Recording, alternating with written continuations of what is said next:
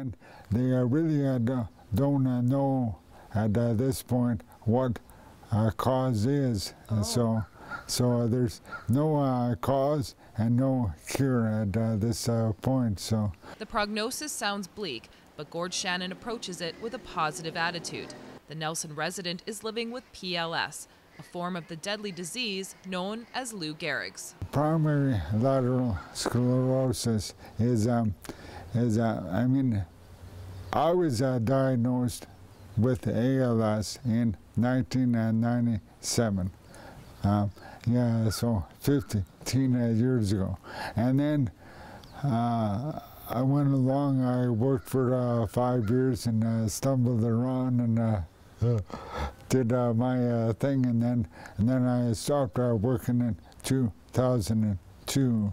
And a couple of years later, then they changed the diagnosis from ALS to PLS, and that's traditionally what happens, because there is no pure diagnosis of these illnesses.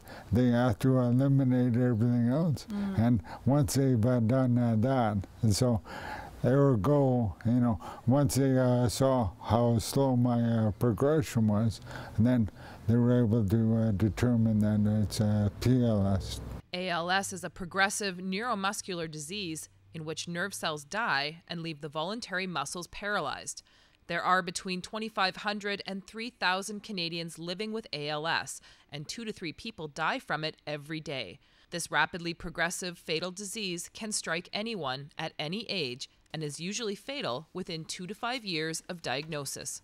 It's a strange disease. Like some people, it affects their legs at the start, some their arms, some their speech and their breathing, and that's but we've had a friend, and from diagnosis, and she was gone within a couple of years.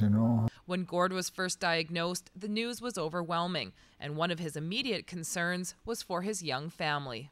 My daughters were, grade 8 and 9, I believe, at the time, and you just, you can imagine, your mind just goes 100 miles an hour thinking of, what you're gonna miss, and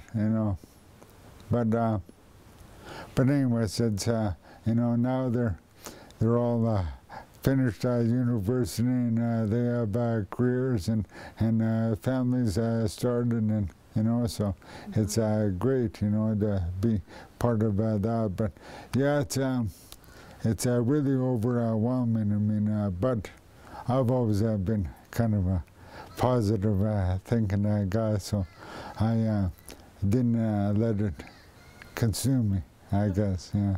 And even with a positive outlook, Gord still isn't able to do everything he used to, but he is actively involved in the ALS fundraising and awareness efforts in Nelson, and enjoys watching sports and getting away to the family cabin.